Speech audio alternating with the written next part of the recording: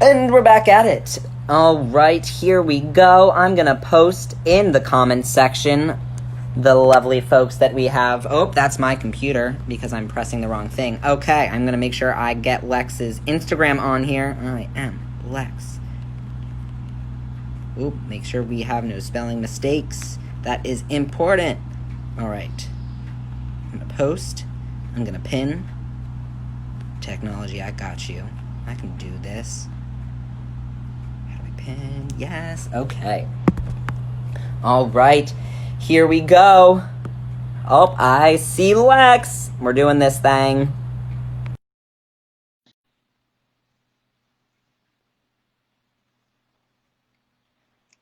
It's low. Hi. Hello. How are you? I'm Are you okay. you're How on are the you? train? Yes. How are you? I am doing well. Yeah. Not gonna lie.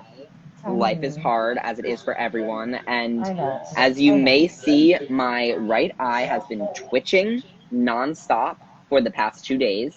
Twitching, not working. I wish it would twerk. Like, give me that voluptuous, like, you know. But no, it's like literally just I'm like sorry. Yeah, has a life of its own. So for if that's sure. happening, I'm sorry. No, don't Uh, apologize for any of that. Please. Please don't. so before we just dive into all of the goodness, for Yeah. folks who do not already know your fantastic self, could you Oh, please say your sure. name, your pronouns, any Sure. identity terms that you use? And Sure. although you are in transit, why don't you tell us where you are or where you are heading? Okay, sure. So I went home to Connecticut, which is where I'm originally from, to spend time with family. It's been a little rough on our end personally, so I just needed a break from the city. But I'm also headed back now to the city before 8 p.m. because there's a curfew. So I need to get my booty back to New York, Yes, we need you safe. safe and sound. So I'm on my way. I'm probably about an hour still away from New York Grand Central, and I'll Hmm. head back to Brooklyn from there. But my name is Lex, short for Alexandra, so folks call me Lex or Lexi. Two Lex Lexes squared. on. I Lex know. squared. My favorite thing Okay. ever. And I identify as mixed race. So my father's from India, my mom's Irish. So I'm both Indian and Irish, and identify as a trans woman. Yeah. Yes. And what pronouns do we use, Lex? She and her. She and her. Thank you for sharing all of that You're very important welcome. information. Sure. And so I am so happy. Well, one, I always love talking with Lex because Lex squared is like a whole nother, like, y'all ain't even ready for this. Never. So when I wanted to host this community conversation as a Pride kickoff and really dive into like the nitty gritty, what is Pride, right? Yeah. And this idea that I Yeah. just I just hosted Brax, one of my other friends who's in Jersey, and we're just talking about the ways in which our own experiences of having pride in our identities impact our everyday life or our jobs or our family. And Mhm. also like how does the actual pride parade or like Pride Month impact us as individuals who identify within the queer community. Right. And so who's a better person to talk to about queer topics than my pal Lex? So Oh, I wanted to just sure, put sure, sure, all sure. of that intense information out there and see where Sure. you wanted to take it. If you had any specific question or comment or area you wanted to address first, if you wanted to throw questions my way or dive right into a Cool. dialogue, the floor is Cool. yours. Oh, I appreciate that. So for me, I would say, so it's June, right? It's Pride Month. Pride Month is upon us. However, right, like I am sitting in deep anxiety. I'm overwhelmed with, I've taken a break from social media, so I'm just like kind of returning with you right now online. Yes. I've like stepped away for probably about, I haven't posted anything in about a week and a half. I probably won't Boundaries are continue so to. important. Yeah, I Go probably won't you. continue to for a minute just because I need a personal family stuff to like sort of like that wave to finish, and then some of what I'm experiencing and we're all experiencing right now culturally and socio-politically to like figure itself out, right? Yeah. So for me, it's a boundary, but pride for me is something that I'm just always trying to think about and analyze. For me, it's more personal. I would say Pride is a template. It's a futuristic version of what I hope to see out of my own personal life and world. So I am more prideful regarding what I hope to happen for myself in my life, which means I'm interested in eventually becoming a mom and motherhood. And I see that thing where I can either co-parent with someone or be in a relationship with someone or just do it as a single parent. But Pride for me is definitely setting up my Instagram in a lot of ways to archive what I want my future daughter or person, right, to like explore and understand and figure out. So for me, it's more about the template that I want to continue to archive for eventually my own child. I want one right now. Yes. I love everything So that's where I'm that at right now. you just said, Yeah. especially this idea of archives. Archives are so big for queer They're so culture important. Yeah. and history and Yeah. tradition. Yeah. And Yeah. and when you look at pretty much any Yeah. large historic event, one of the main things that the oppressor tries to do is to permanently destroy and get rid of those The materials archive. that would be Exactly. in the archive. For sure. Right? So like for me as a Jewish human, sure. I always think out about the Holocaust and the burning of all of the Sure. research and the books and etc. Exactly. And that's Exactly. also what is happening in our society today with misinformation, with Totally. bias on whether it's like news or social media, Totally. the policing of specific information or trying to silence specific voices and highlight others. And in Yeah. more specific terms, highlighting white supremacy over the lived Totally. experience and safety of people of Totally. color in our society is exactly what is happening right now. Point blank, if anyone has a problem with what I'm saying, please unfollow me. I don't need you in my life. Like, You didn't need that them to is begin with. exactly. I do not Well, need any of that negativity, and I do not want to be engaging with folks who are putting that negativity, not even negativity, who are continuing to build our society on the backs of the free labor of the people who don't even have the rights that we have, right? So this whole idea of archives and needing to preserve what is actually happening, right? Exactly. Like, Exactly. like what are the voices that we're uplifting, right? Like what stories are being told? Sure. Like what does the world actually need to hear? And it's not Exactly. from white supremacists. It's not from our president. I say it in quotes because that is not my president. With the dictatorship that is happening in the White House is a better way of saying it, right? Go So off. I am just sorry. I'm like going off because Go archives off. are just Go like off. archives are so important. Like Yeah. think about zines, right? Like zine, am I saying them right? Yes, zines as like a creative platform that was one of the first ways in which queer people disseminated information about our experiences, right? Yeah. Like there are so many archives just for zines too, and they are so Exactly. impactful and meaningful. So to Exactly. have that perspective of, yes, like this is a platform that I'm using for me, but also like I already know that this is a platform that is an archive of my experience and that I can use it for educational purposes with my own child or my own partner or my own chosen family. Yeah. So beautiful. So that's where I'm at right now. It's actually something that was sparked in a conference that I presented at last June, so about a year from this month, with young folks, specifically trans, non-binary, two-spirit, intersex individuals in Queens. And it was a conference with the Gender and Family Project, and I was just there with a couple other folks, including Devin Norell, Yari Jones, and a couple other folks on a panel. It was a trans futures panel, which I loved. And what I talked about specifically on my end was just about what motherhood means to me, and how I'm learning also as a trans woman to mother myself, because my mom can't support me in ways that I need.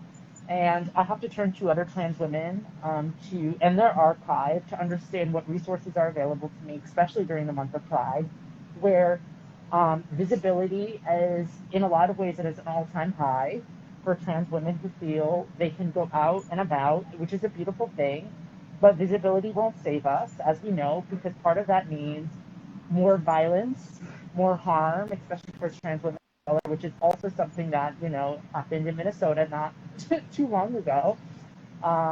And highlighting Black trans femme voices, Black trans women voices, and knowing that right now it's setting up an archive for us to survive and using mechanisms of care to provide, you know, support for folks. So for me right now, it's about, and icons that come to mind include Miss Major, who I met multiple times, but a couple of years ago, who's still in my life and is a trans elder of color and trans woman of color who I turn to in ways to access a collective memory, because I think collective memory is really important. Understanding that, you know, trans folks can age, and that, you know, our life expectancy doesn't need to be 35, especially for trans women, especially trans women of color. So knowing that is like where my pride is. Knowing that there are ways to template a future that's possible for me and the generations that I expect to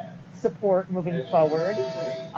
Yeah, for sure. So I think pride is, I'm trying to put it like into words. Pride for me is an archive. It's a covert template of ways to navigate the world by virtue of connecting with the people that matter the most. And for me, again, it's also, again, ways to figure out how to continue to mother myself in the process so I can figure out how to eventually care for someone that I want to raise myself. Yeah. So Wow.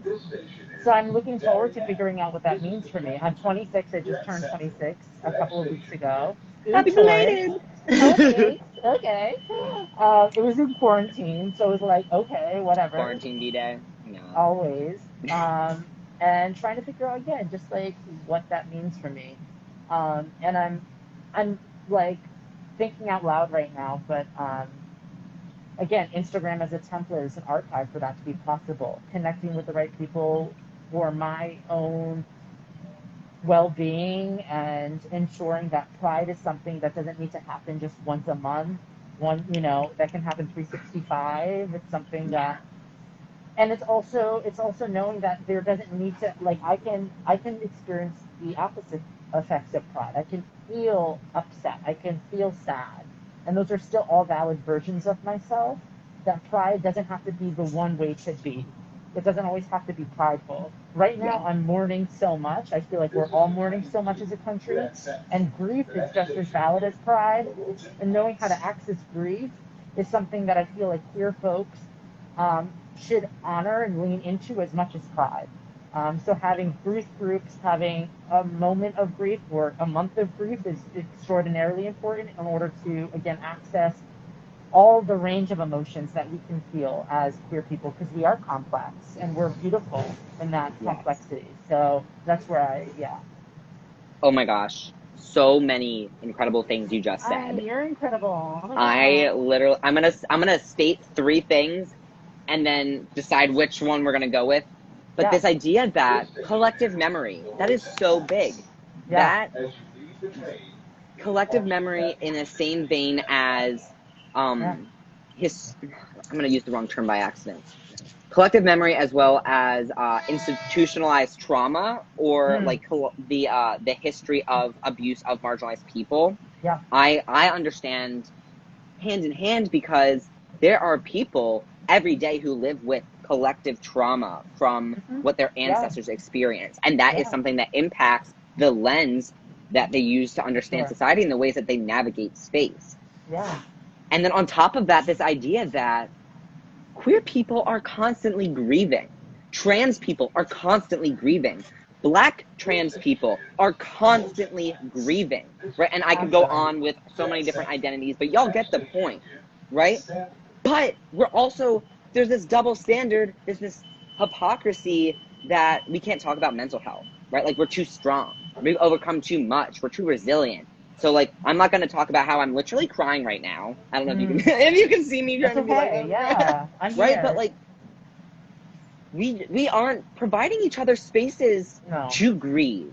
We aren't providing spaces to cry and to the fact that we don't need to be this happy version of Pride every day. The grieving version of Pride is equally as valid, because not only are we suffering and are we in pain from all of the people in society who we've lost, our own community members, right? Folks who shared our identities and our lived experience and our collective memory. Yeah.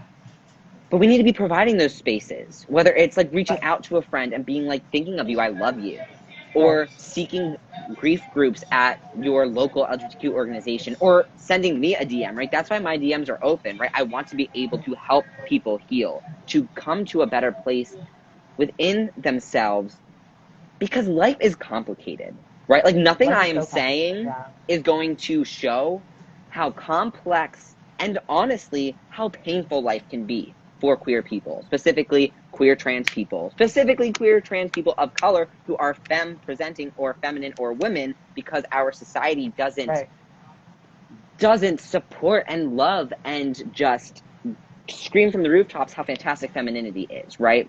On the other hand, we have toxic masculinity. And so you not only addressing this idea that I want to seek this collective memory, I want to understand the ways in which it is impacting me, the ways that I understand my identity and the ways I'm interacting with people.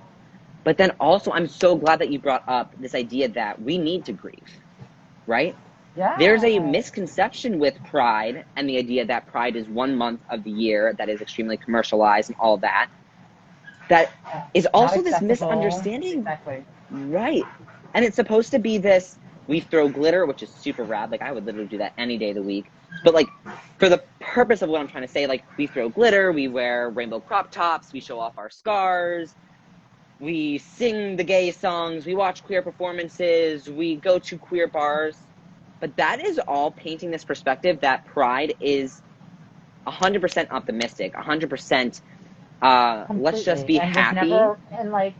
It's also about, we talked about collective archives, collective memories. We also need to talk about, what was I going to talk about? Historical amnesia. The idea that Pride was, and it's, again, a resurgence, a riot to begin with. It was not an uprising, folks. An uprising, folks. Right, exactly. The cops were not invited. Right, exactly. And banks weren't there. Like Chase Bank there was no floats. There was no, knowing Miss Major was there. There were folks. There were people. There was bloodshed. There was violence. There was loss. There was grieving. There was everything but pride, right? In some ways, there was a gamut of emotions that were present during that time. So for me, it's also about remembering, and remembering is the idea of also bringing back together, instead of dismembering. It's about remembering. It's about putting things back together, putting those puzzle pieces back together to paint the picture of what accurately happened. And knowing that, again, historical amnesia is another tactic weaponized against queer communities to have us believe that pride is something that we should feel, which of course it is, but again, it's something that again is used as a tactic used by corporate entities and to continue to silence the history of the uprising that happened, again, like you mentioned in your last video, about 51 years ago. Yes. And oh my God, you are just like fueling the flame within me. I'm just like so happy, because the other thing that I did not know until I was in college studying sociology and anthropology and psych and gender sexuality and women's studies. I mean, there were obviously hints and such, but before actually being in an academic setting where I got to study these different processes, who is creating history? Who's writing the textbooks? Who's creating the archives, taking the pictures, writing up the stories of events, right? It's not us. Queer trans people dying, so give me 1 sec. It's gonna take them out. Okay. Good. But this idea that we have to actively seek these archives and who our role models are in the queer trans community, who has paved the path for us because their perspective is going to be 1,000 times better than that news reporter who happened to be in, whether it was a riot in San Francisco or New York or wherever it may be. And so even this idea that who's telling us to be filled with pride? Is it our own community? Is it our role models, our ancestors, or is it the corporations that are building and what is called profiting, off of our experiences? And so I'm so glad. I just want to say, like, be careful of like what sources you are reading, folks. Right? Like, check your sources. If at any point possible, if you can get a source that is written by someone of the identity that you are reading about. So if you are trying to be more informed about the Black Lives Matter movement, right? Who are you reading information from?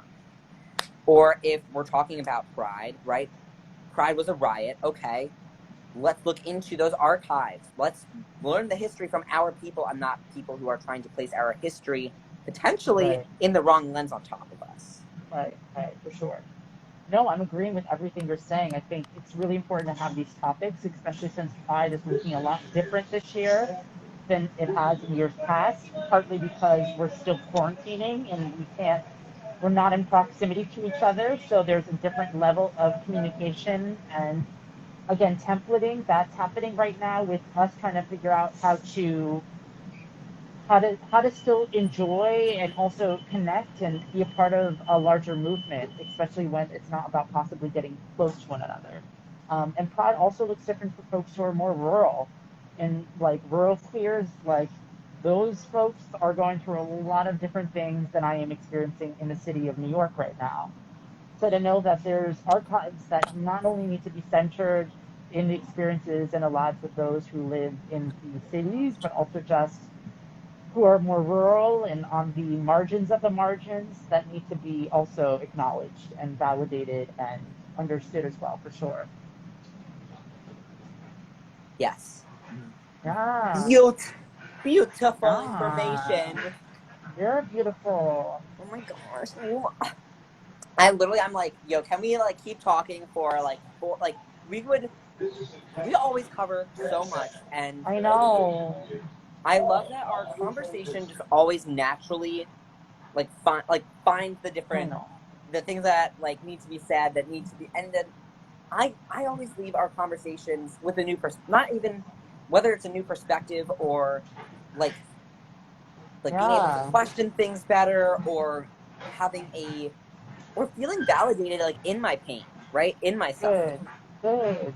And that's what, like, I'm so grateful to share this space with you today. And we're just being able to be in conversation with you, and your energy always just fuels my soul. So when I need a little workup on my soul, it's gonna be very soon because life is a lot. I'll be balm for your soul for sure. I'll definitely like rub some aloe vera into it.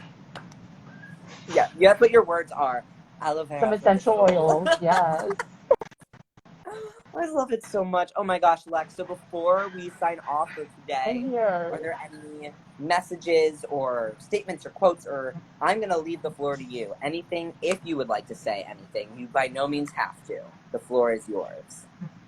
How do I want to put it? That's a good thing. I don't know. I just want to make sure everyone's safe. I'm an empath, so I just want to also just speak to you for a moment. I mean, there's folks that are following and listening, but I just want to like check in and vibe check and see if you're okay. I think you're in Pennsylvania still. I am. How are you? Like, what is going on? Checking in. Like, yeah. Life, wow. I can say that I'm doing okay. I'm doing well. Okay. I am fortunate that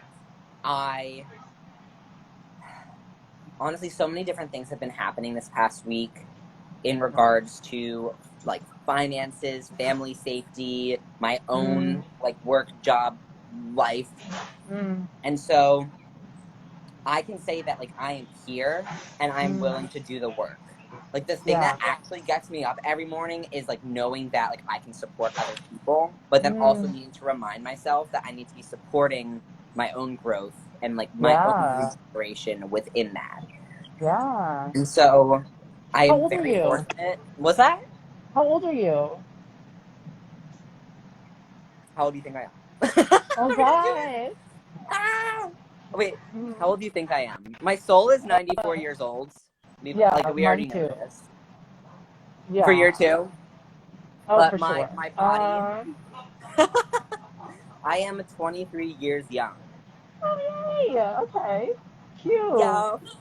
Yes, but I like truly I describe it like my soul is so old with the different things that I've Yeah. experienced. The trauma, Yeah. the fighting for my own like existence, like it has aged me.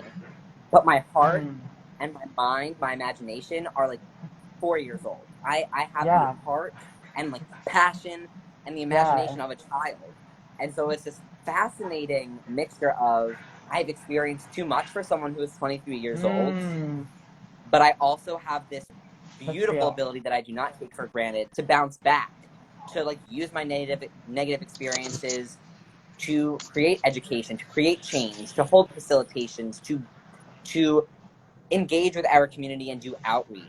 And so this is a challenging time, to say the least. Mm. Whether it was with COVID or with the rioting and the protests and us demanding for the protection and the uplifting of people of color, queer people of color, trans people of color during this time. And so I all I can say is that I'm grateful to be doing the work. I challenge everyone who is watching this that if you're doing the work too, take care of yourselves, right? We are important as well. In order for us to sustainably continue to do the work, right? As Brax was saying Yeah. before, this work, this is not like, oh, in a week the riots, the protests will be over. This is a marathon, people. This has been happening since America existed, and we need to keep fighting it. So take care of yourself so you have enough energy to continue to put in the work needed for this fight. Right. Totally. So, But thank you for so much. I'm gonna blow you a kiss. Ready? yes, I want it. Mwah. I took my mask off for you. Yes. You better stay safe, though. You better stay safe, Okay. though. Okay. But oh my gosh, Lex, it is always a pleasure. I love you so much, Aw. my I friend. love you too. And we will touch base soon. Absolutely.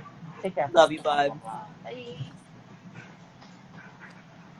So thank you so much to everyone who tuned in today. You got to see a community conversation with Lex, she, her pronouns, fantastic, amazing individual, and Brax, he, him pronouns. We were talking about what does pride actually mean? What does pride mean as an emotional experience that can be any or all days of the year? What is pride as an event that is supposedly only 1 month of the year? And what are ways in which pride, which has always been a protest, has always been an uprising, has always been an example of queer revolution, of queer resistance, of queer resilience, what does that look like given our current times? So hopefully, whether you learned something new today or got a new perspective or just got to share space with folks that share either your identity, lived experience, or your values, hopefully we created a space that was both respectful, brave, and open and vulnerable for everyone that was in, here we go, is a part of the conversation with us today. My brain has officially left my body because Lex just like blew me away with all that amazingness. And I am not talking about myself. I'm talking about Lex, who was just on because she's dope. And that is what I have for us today, my friends. Please be well, stay safe, and also remember that there are so many things that we can be doing at home. We do not necessarily need to be physically engaging in protests or riots, right? Think about folks who are engaging with populations who are at high risk. If you work at a nursing home as a physician, if you are someone who has multiple chronic illnesses or any chronic illness, right? I know that I can't go to riots because I engage with those populations. Know that you should not feel guilty, that you can do the work where you are. If that is self-education, fantastic. If that is reposting and uplifting the voices of queer people of color on social media, within your family, whatever that is, there's always an action step that we can do. And remember that actions speak louder than words. Make sure that your actions are aligning with what you want to see in the world, because we need to make that change. So I love everyone. Please stay safe and well. As always, reach out if you are in need of anything. That's why I'm here. Happy Pride, everyone. Let's remember, we question everything.